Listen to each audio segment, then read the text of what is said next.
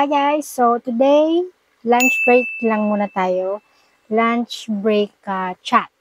Okay? So, meron lang kasing mga topics, subjects na gumugulo sa utak ko. Okay? So pag-usapan natin yon while having our lunch. Our keto carnivore lunch. Today is just a couple of pork fats. Corned beef, konti lang, tira-tira lang yan. Tirang chicken din, and also tinakdakan. Okay, and some shirataki rice. Okay, so mostly mga tira-tira. So, and I have some iced coffee with me to wash everything down, and nagsisilbi na rin siyang dessert ko. Okay, so, paano ba? Paano ko ba sisimulan? I don't know if nakwento ko na sa inyo, but last year, nag-close down na kasi na-close down na yung company na pinagtatrabahoan ko. Medyo na they got affected by COVID, so they had no choice. Unti-unti siyang hindi na nakabawi mula nung nangyari ng pandemic.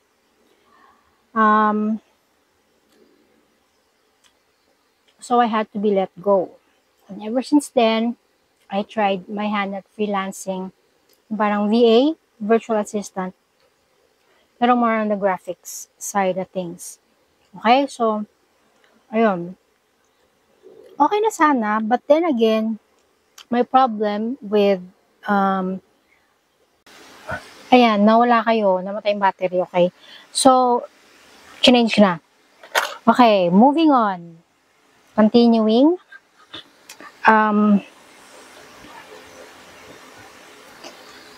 Meron lang kasing, nasa na ba ako?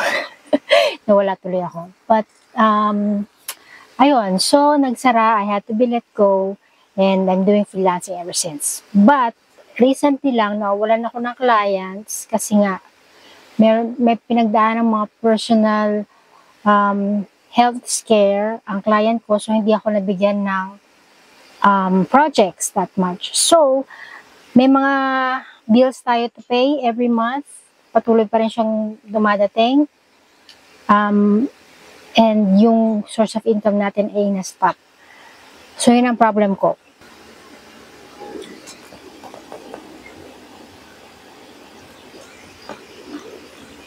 So, yun.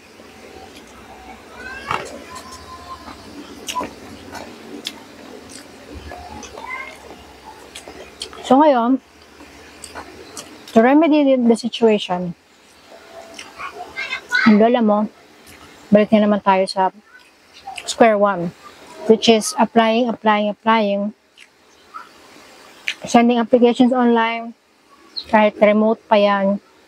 Pinatos ko na rin yung mga on-site, okay? So, eto, ito lang napansin ko. Parang, napansin ko lang na big difference sa job market ngayon and job market dati is it kinda suck. Sa totoo lang. It kinda suck na kanyari. Bakit ganun na yung mga company? Parang all of a sudden, yung bang personality ng isang applicant na, or yung characteristic ng isang applicant wherein, ano siya, moldable, willing to learn, passionate, mga ganyan. Parang nawala na siya ng weight, parang nawala na siya ng plus points when applying. Parang feeling ko, ang mga kumpanya ngayon ay hinahanap na ay superheroes na you know, yung kagad-kagad eh, very expert na sa field na ina-applyan nila. But I think, in fact, yung quality na passionate, hard worker, mga ganyan, Those are the ones that usually ang nagtatagal sa isang kumpanya. Okay, so parang medyo na-shock ako sa type of kung ano na nangyayari sa job market ngayon. Parang sobrang hirap niya na i-penetrate. Hindi ko na siya maintindihan.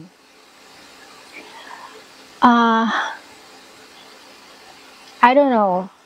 Medyo nadismaya lang ako.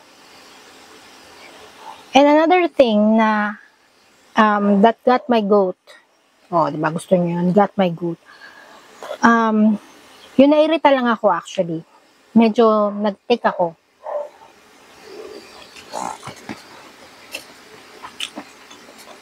I don't know, parang na-normalize na. I don't know kung dati pa to. Na, let's say, nag-interview ka. In-interview ka, and then,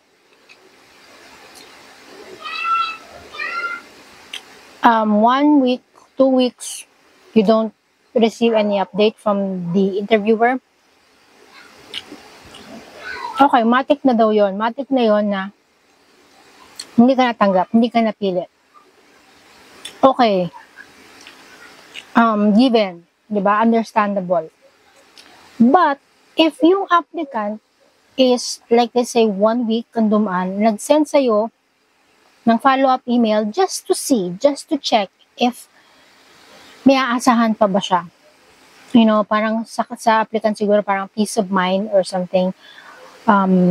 Or maybe deciding factor for the applicant to move forward with another application, di ba? So, pag ang applicant nag-send ng follow-up email at hindi sumagot ni hi ni ho yung company na pinag-applyan niyo or in-interview siya, ano ang mafe-feel mo doon, di ba? Parang gets ko na yung 1 to 2 weeks rule na if hindi sila nag-update sa'yo is automatic na yon, matic. Pero pag ang applicant ay nag-send ng follow-up email tapos hindi ka makatanggap ng kahit anong reply, parang it leaves a sour taste in my mouth na parang na-disregard ka, parang you were minuscule, you were reduced to a grain of rice na hindi ka man lang worth na replyan. Parang ganun yung dating sa akin. Parang nakakabasto siya, nakaka-insult. When in fact, ang mga applicants naman kasi, hindi lang naman yan basta-basta apply lang ng apply. Kung ang HR ng isang kumpanya is, let's say, given, understandable na maraming ginagawa, di ba? O, di ba, hindi na ako kumain. So, sige, mukbang nga. Mukbang nga to in chit-chat. Pero, okay. So, di ba? Hindi naman yan yung basta-basta apply, kamot may, di ba? Ang applicant, they also exert effort sa pag-apply. Okay? Kami, nagpa-prepare din kami. So, there's effort on our part. And, para i-dismiss ka ng ganun-ganun, hindi ka, parang tinapakan, ganun ba? So, hindi ko lang alam kung ako lang yun or merong, if you feel the same way. Kasi, kahit malang generic, di ba? If ang HR is napakadami, tambak-tambak ng work yan. Kahit malang generic, di ba, meron siyang ready, napapalitan lang yung pangalan. Pwede naman yun, di ba? Naiinis lang ako sa mga company na nagbigay ka na or nag-send ka ng follow-up email, tapos ni hi ni ho, wala kang maririnig, wala kang matatanggap sa kanila. So, parang nakakainis yung ganong klase, di ba? And it also says a lot. Nakakainis na may mga company na mission vision daw family-owned kineme, tapos very approachable environment, working environment, maging friendly. Tapos pagdating sa mga ganun, parang nare-reflect lang na iba yung sinasabi nila sa mission and vision nila. Nakakabastos. Sa totoo lang. Sabihin nyo nga sa akin kung ako lang nakakaramdam ng gano'n. If nangyari sa inyo yon, anong ginawa nyo? Anong naramdaman nyo? Diba?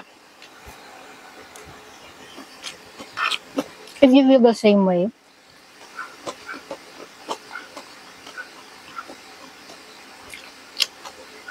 kasi ako nainis talaga ako. To be honest. And one more thing. And also, at this point in my life, I think shirataki rice.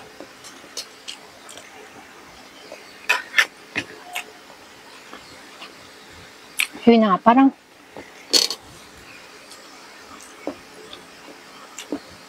nung mas bata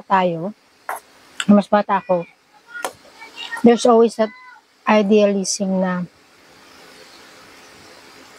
you know, someday, magiging manager ka, ganyan-ganyan. Kasi dati naging pangarap ko rin yun. But,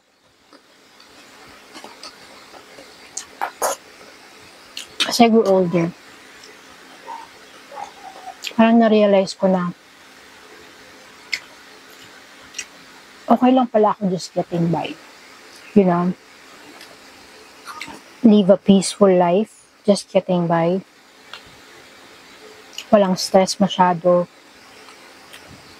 Kasi nga, tama si Spider-Man, di ba? The greater the power. Tama ba ako? The greater the power, the greater the responsibility. So, totoo yun. The more na mas mataas ang katungkulan mo sa isang kumpanya or in any organization, for that matter,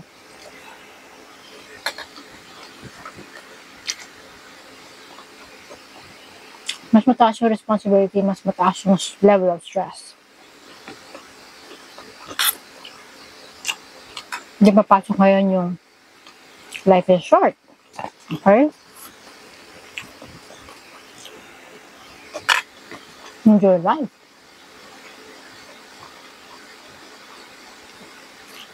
Alam niyo ba na stress actually contributes to some cancers, or not some. I believe cancer in general. Kung masyado kang stress sa buhay mo, and hindi ka pa kumakain ng tama, malamang sa malamang, talaga, tamaan ka ng cancer.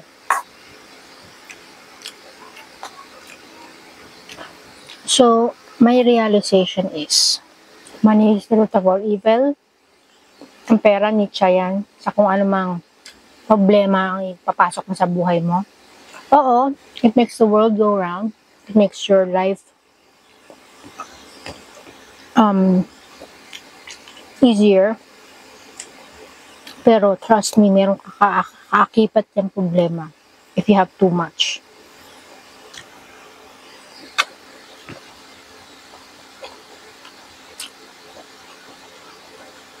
Minimalist living.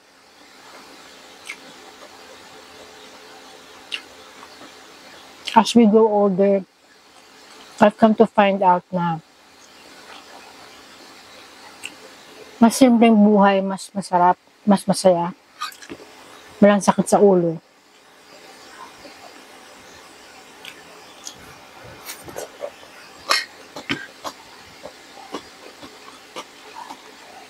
Concentrate on your own happiness.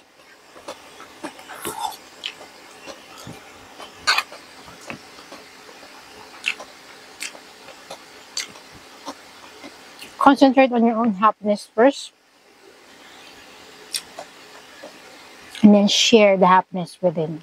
Diba? Sa mga taong ka-share naman. Okay?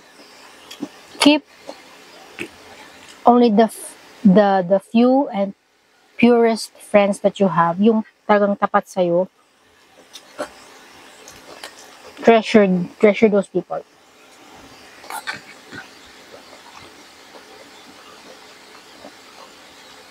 nagpapasalamat ako na yung sa mga pinagdaanan ko na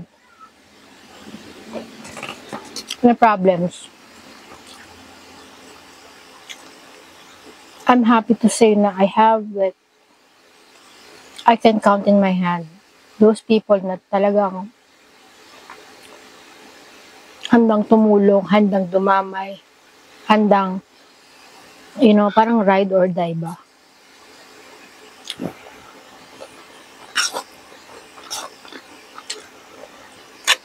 Yung hindi ba mag-iinarte or mag-acting na concern kunyari, pero hindi naman to, there's no effort na tulungan ka.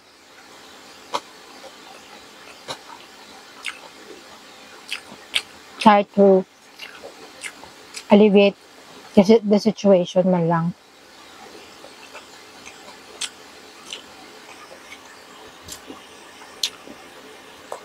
Stick with the people that loves you and is concerned about you unconditionally. Sad to say,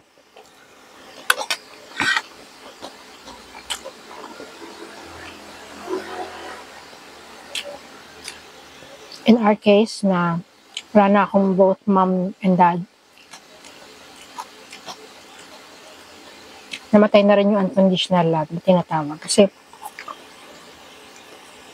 for all I know, for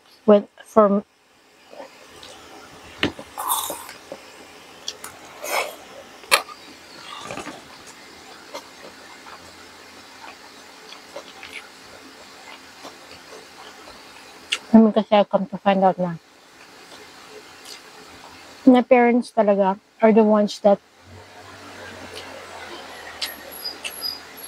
are capable of giving me unconditional love. Kahit gaano ka pakasama, kahit gaano ba kalaki ang gawin mo kasalanan sa kanila, tatanggapin ka pa nila with open arms, and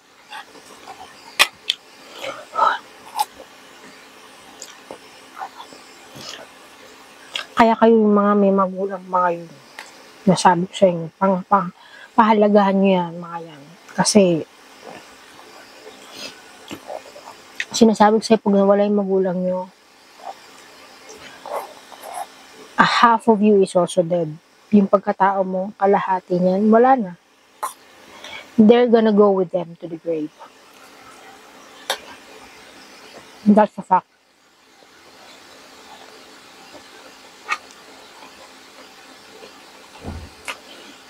Only those people na uli ng lubos na makakaintindi niyan.